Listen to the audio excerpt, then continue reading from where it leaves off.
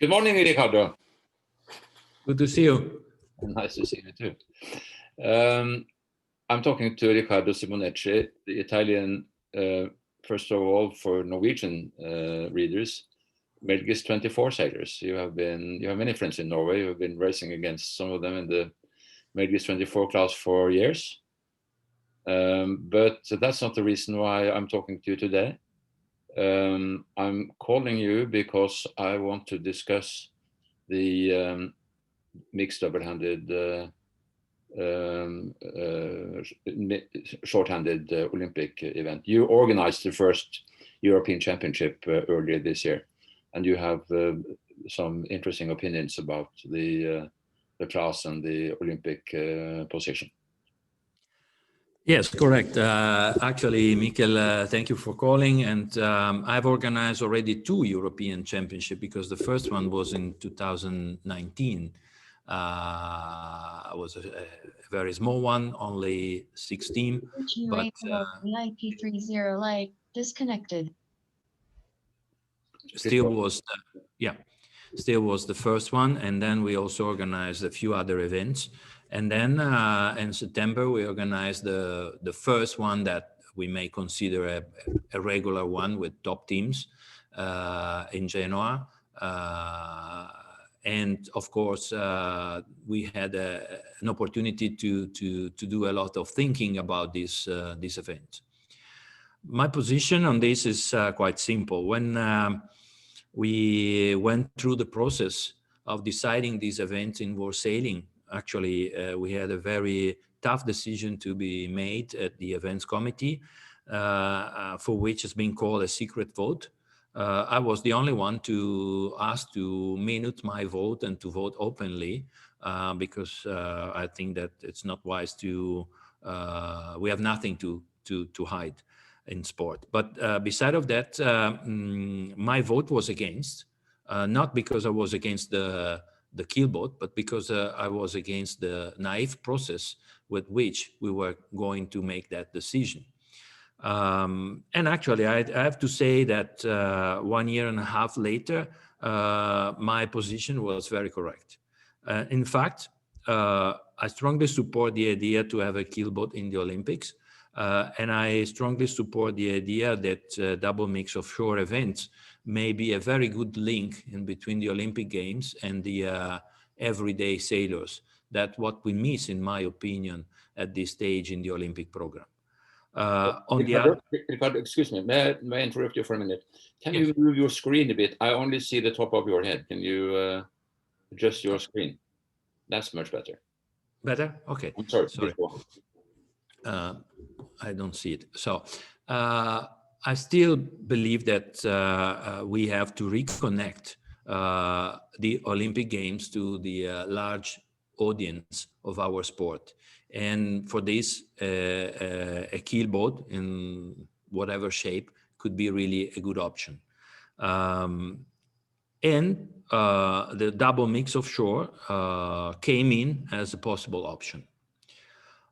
In the beginning, I was honestly a bit reluctant. And so, like very often I'm trying to do in my life, I decided to test it in practical. So to be a person that may talk based on his personal experience and not only because others are talking about something that they never tried. I have to say that immediately, already in 2019, after the very first small event, the outcome has been extremely positive under several lights. The first one was media, because it's easy to create contents that involve the sailors and to deliver that content to a large audience with the technical means we have nowadays. The second one was the empathic interest presented by the audience again, possibly because sailing together with your wife on Saturday and Sunday is something that most of the sailors around the world are doing in their life. And so there was a great empathy toward the teams. Third, because of the freshness and the availability of the team itself in producing the media content. And fourth, because the race was very interesting. Racing in real time in offshore has always been very interesting. The problem with the offshore racing, in my opinion, has always been the handicap given to each boat that for who is used to sail in the Olympic classes is something that it's not very interesting. And even if they are working well, still it's not the same feeling, it's not the same taste. Lately, I start thinking about the possibility for an event like this to create a connection with the industry. I think that sailing is always aiming for sponsorship. We have been talking about this in World Sailing for years and years, how to involve more sponsors and so on, but we never talk how to involve more industries. If you make a parallel with another sport, like an example, running, it is a very cheap sport, between commas, right? You don't need much. You need a pair of shoes and t-shirts and pants, and then you go running and you train and blah, blah, blah. But however, that is a sport that is highly supported by the industry. That looks like sponsorship, but in reality is industries, because most of the companies that are making the sport are involved in the production of t-shirts, pants, and shoes, obviously.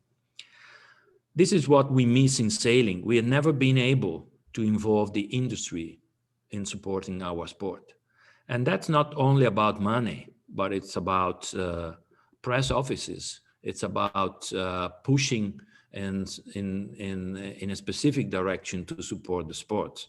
And maybe the keelboat could be, and the offshore could be a good option to finally involve the industries in the Olympic sailing. If we think about the Olympic program as it is now, yes, there are some boatyards involved, but they are, I would say, more artisan than industry. Top level artisans that produce a limited number of boats. The only one we may consider like an industry is the laser. But the rest is in the hand of a few artisans that are building enough boats for the needs of the Olympic classes. And they are not supporting, because they are doing their business in a very efficient way, but they are doing their business.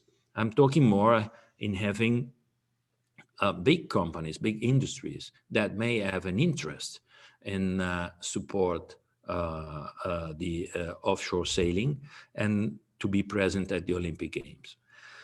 So this was the very first experience. After that, we had the Europeans in Genoa, and we finally had 9 team, top-level team, very big names. And I saw the enthusiasm and I saw the interest of these names that are sailing professionally and the top-level events in the world to be back into the Olympic circuit, thanks to a boat that gives them the possibility to use all the experience they have made in the meantime from their last presence into the Olympic Games to the day of today. And I'm talking about people that has been sailing in the ocean race, that has been sailing in the America's Cup, that has been sailing in most of the major events outside the Olympic Games. And I believe that that is a big value for our sports, because if I have to look at the sport life of a sailor, it's not only being in the Olympic, that basically is the very first part of your sailing career in most of the cases. Okay, there are some exceptions, but in the average, it's the very first part. When you are in your younger years, you are aiming to the Olympic, and then you start sailing and a professional level in many different kind of events that present different aspects, interesting aspects of our sports. And this may be an opportunity to bring that aspects into the Olympic Games, representing the whole, our sport as a whole. That it's not at the moment, because it's only dinghy sailing. Most of them were really thrilled. I know that at the moment there are several nations that are organizing training in the winter to prepare these sailors.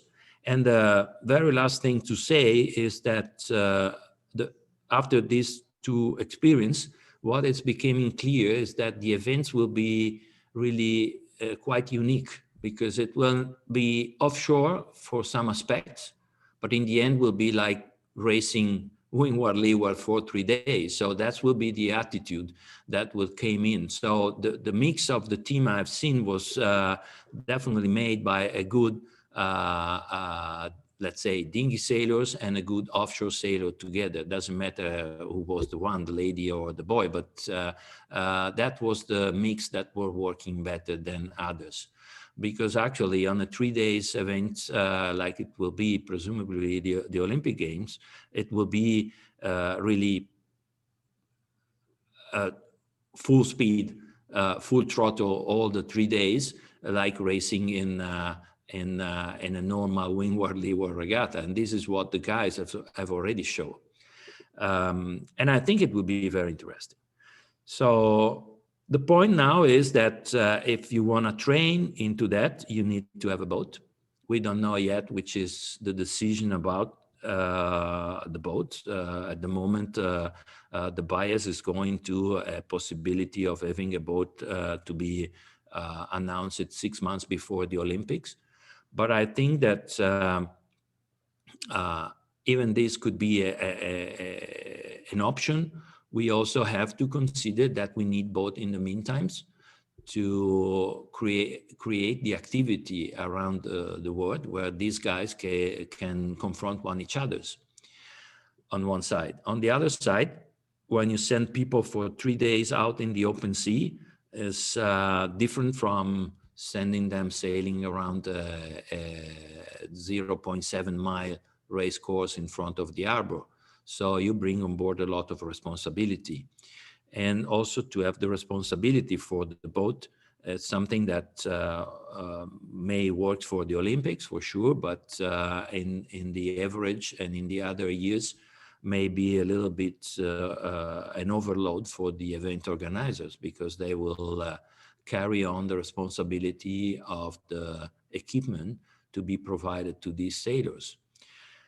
For the sailors as well, it is important to know the history of your boat, to know which part of the boat are more fragile than others, and most than anything else, to know the boat very well. If you get in trouble moments in the night with 50 or 60 knots, you want to know your boat at the top level, because that's what every offshore sailor is doing. They are training for thousands of miles before to come into an event. So I do not have an answer to everything, but I think that we should have, we have to at least to rise up the good questions about safety, about quality of the boat, about availability of the boat worldwide.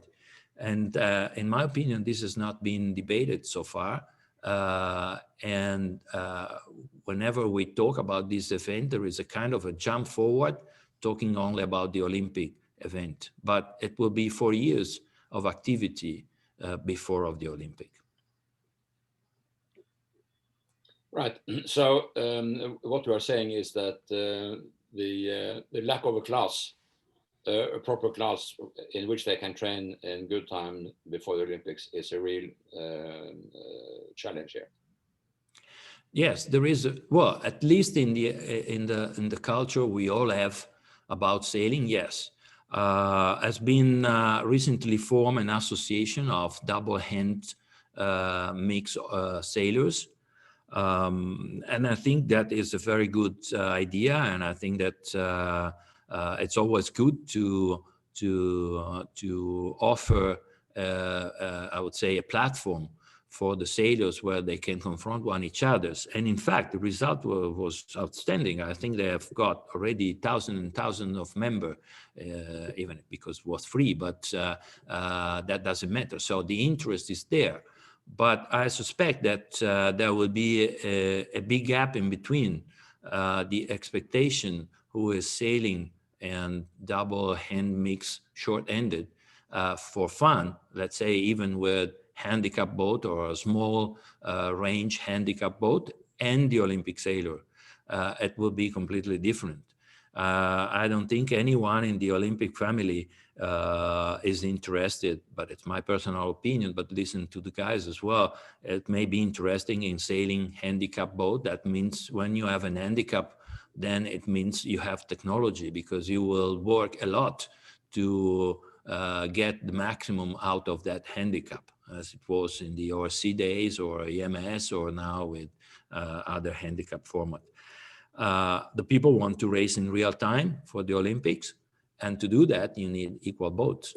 But the fact is that whatever is the list that's been put forward by the equipment committee and the working party, that really made a very good job under many aspects, but the list of boats presented there is just a potential list of boats.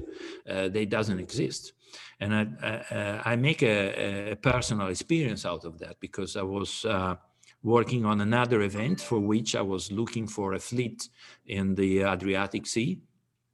And I was looking for a fleet all over Europe, because there was a problem with the fleet we had in mind to use. And it was impossible to find a fleet of 5, not a fleet of 10 or 15. Because in theory, the boats are there, but they belong to different owners. They may have modified them across the years. They do not have the equipment that's needed, the autopilot, the electronics, and so on. And they do not have the same set of sails. They do not have the same weight. So they are not equalized at the level is intended for an Olympic competition. And obviously, in this discipline, it's even more important, because you are not sailing for 2 miles. You are sailing in average 350 miles. So if there is a difference in the boat in just a small percentage, it will be a lot of difference at the end of the race. So at the time being, I can say that at least for me, seeking all over the world, it was impossible to find any other fleet rather than the L30 proposed by World Sailing for the double-handed World Championship. And actually, even then was very limited in number of boats and deliveries and so on. So I think there is an issue here that need to be addressed very quickly, because we are going toward the beginning of the next quad.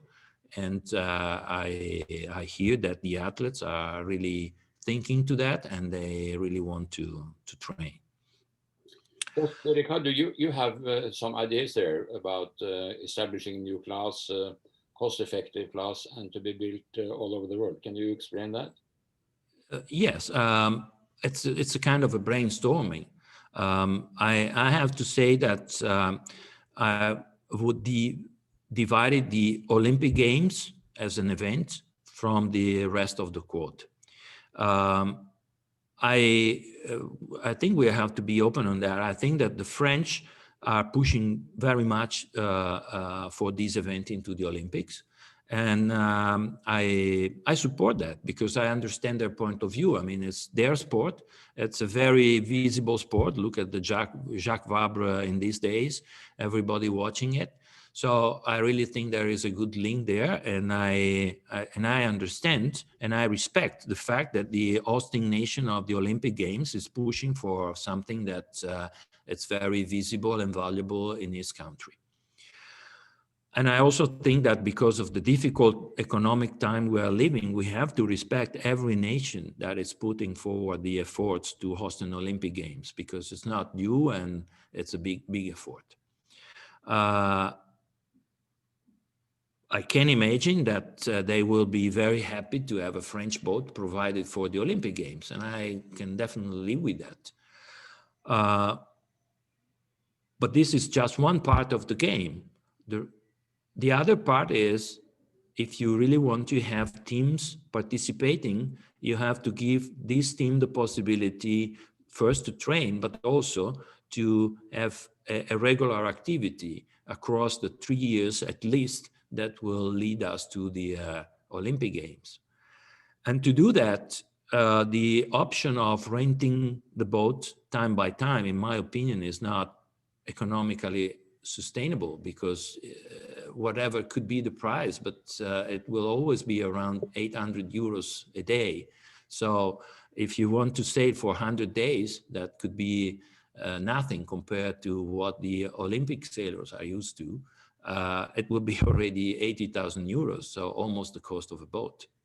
So economically, it doesn't work, in my opinion. There's no sense if you really want to train. So I think that we may have a chance to make of this sport a property for war sailing, and also an asset for the sailors. I'm pretty sure that we can ask every one of the top boat designer, or even making a bid for young boat designers, I don't know, something like that, just brainstorming, to offer a new boat design that will fit into some specific requirements thought for this discipline, and that will fit within a specified range of price. And then we can leave that for free to every boatyard wants to produce the boat. And if we say that the boat should cost, let's say, not more than 75,000 euros, that it's reasonable, we can ask each one of the boatyard to support each team with 5,000 per year. So because they will give the name to the boat. So let's say that the same boat design will be built by big boatyard. I'm not thinking about small boatyard already involved into the Olympic Games, maybe some of them. But I'm thinking to the big boatyards like Fincantieri, Perini Navi, Devrier, and so on, that they may have their good ambush marketing, being the final producer of the boat. And it will be easy to check the boat and to equalize them with the tools and with the technical skills that we have nowadays. It's not anymore like to measure a fin made in wood 50 years ago. Now you have systems that can even tell you which was the name of who put the layers on the boat. So it's very easy and not expensive. So it will be very, very simple to check the boat, to have a fleet equalized. Each competitor will be responsible of his own boats. So coming at the events, it will be like every other event where you sail at your own risk, and the responsibility that lies upon the shoulder of the organizing authority is the decision of the race committee in general terms. But you have the responsibility over your own boat. You will bring the right spare parts for the boat because you have already experienced what you have broken in the last 3 months or whatever. So everything will go back to normal. And if you have a good set of rules that in general terms will not allow you to buy more than one boat every 3 years and divide the cost for these 3 years, it will be not really expensive, or not more expensive than any other Olympic class. Obviously, it's easy to argue that, of course, there will be people cheating, there will be people buying more than one boat thanks to a friend or whatever. But this is what already happened in many of all the other Olympic classes, where who has more money buy more boats, or has a boat in every continent and blah, blah, blah. But anyhow, I do not have a perfect solution at the moment because I didn't spend time to think about that. But I'm sure that, I'm reasonably sure that setting up a good working group on that could be possible, at least to shorten the list of possible cheating and try to keep the cost into something reasonable. Not talking about the sales then, because that will be, in my opinion, the most addressable part, because you can, I don't think there will be more than 20 nations maybe racing in this kind of circuit. So it will be possible for the big events to bring new set of sales for all the competitors, so that they are all equalized, as well as the mast. In my opinion, the boat, again, as brainstorming, the boat should be built by every kind of boatyard in the world, provided of a license, of course, and molds. The mast should be probably, again, brainstorming, should be probably better to have just one mast producer, so that the masts are exactly equalized one each other's, and to keep the record who is buying mast, and maybe we can consider to do that through the member national authorities or something like that. I don't know. I don't know at the moment. I didn't spend time on this brainstorming, and also I didn't want to do it alone, because I'm sure that there are a lot of valuable people that may bring good inputs. But I'm trying to sign a direction, to give a direction, a little bit thinking out of the box, and then we can come into details with even more experienced people than I am, so and find a proper solution. But I think we have. So what you are saying is that the event is a very good idea, and as we already have seen, there is a lot of support for offshore shorthanded. I think there are 1,600 members of this new organization now, and it's growing. And we see during the pandemic that it's very popular to be shorthanded sailing. And if you can do it in a mixed event, you know, you do two things: you promote gender equality, and you promote shorthanded sailing at the same time. Correct. So what you are saying is that it's a very good idea. The challenge is to have a class for the 2024 Olympics. So the class may not be ready for Paris 2024 yet. It is a risk. I think that, to be honest, I think that there will be a boat for the Olympics. I'm not worried about that, because I'm sure that there are a lot of ongoing efforts, and I think that for the Olympic program, a boat will be there. That's what it is my understanding.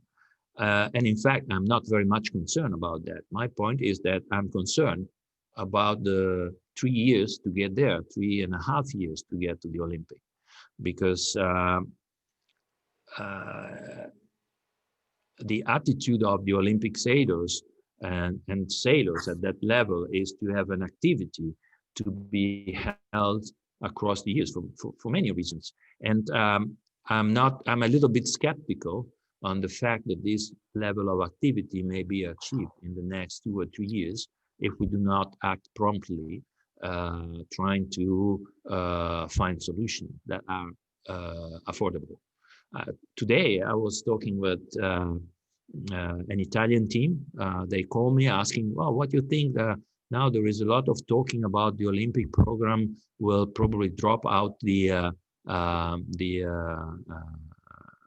offshore event from the Olympic. I said, well, nobody knows. If someone is saying that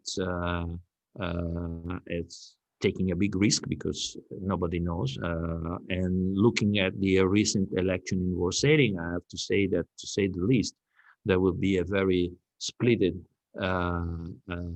position on that, let's say a 50-50. But at the time being, the decision has been taken.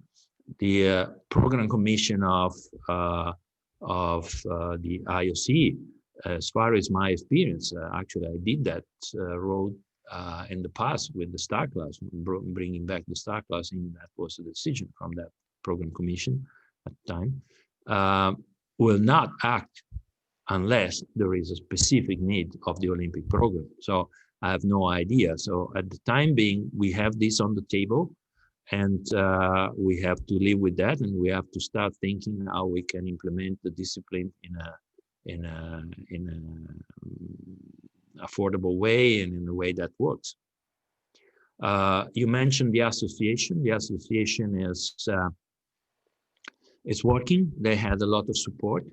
I also have to say that if you look back to the past, there is already plenty of events in short-handed sailing and mixed. In Italy, at least, we have several of them since years and years. Obviously, they are sailing on different kind of boats. So no one design boats, they are regular offshore boats, but it's an activity that it's very well known. I think that the association with Larry Rosenfeld on top is focusing on every kind of mixed short-handed sailing. That include handicap, that include ideas like virtual marks and so on, that are controversial, with the intent of having a very simplified electronics on board of the Olympic boats. Because if you have a very simplified electronic, then it will be difficult to manage properly at the level of the Olympics a virtual mark.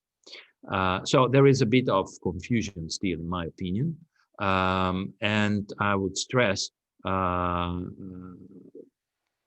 than anything else, the right of the sailors to know which kind of boat they have to use to prepare and invest money in their preparation for the Olympics. I would stress on safety, to know your boat is a big part of being safe at sea. You have to know the boat. Nobody goes out in 50 knots not knowing the boat properly well. And third, also I will be more strict on the licensing of these sailors in terms of safety at sea and survival courses and so on that are already required by OSC regulation. But if you require something that then you don't police, it doesn't work. And we have to, because I've seen a lot of people trying to come at least, and they were not ready to do that kind of event. To be a good dinghy sailors doesn't give you the experience to get out of trouble in 50, 60 knots, big waves in the middle of the night. And you don't need to be that far from the coast, because 50 meters out of the coast, there is more than 2 meters depth. So it's enough. So I think we should be more focused on that if we want to make this forward. And I think we should. Just to finish, I have to say that the empathy I've seen in the audience and the results in number I've seen in the audience, watching the website, coming to the event, there was a real interest that, in my opinion, it's also going farther forward than the sailing itself. Is the relationship we all live and between a man and a girl. And that it's also interesting for the non-sailing people. They come and they watch, and they were the peer, they were making questions. Oh, one lady, one boy, and now that can leave. Even stupid question, who is cooking? And this stupid question. But these are contents that give us arguments to promote sailing and to make sailing more popular. If we make it super technical and super technical, difficult to be understood, that it's already is, we cannot really aim to have a bigger audience. And that will be a spiral going down to smaller numbers year by year. So I think we have to really take the opportunity to reconnect first the base with the Olympic, and secondly, to reconnect the sport with its vast majority of stakeholders that we all have in every harbor, everywhere in the world. Riccardo, it's been great to listen to your experience and your thoughts. It will now really be up to the IOC, I think, to decide what they want to do. They have the program committee this or next week, and then it's the executive commission or committee in the middle of December, and I think they will probably make some decisions. So we will know, but your input is very valuable, and it's possible to draw a conclusion from that. Double-handed mix is a great idea, but maybe not for the first Olympics unless we have a solution to find a good class. All right. Thank you very much, Riccardo. Have a good day. Thank you, Mikkel. Thank you. Have a good time. Bye. Bye.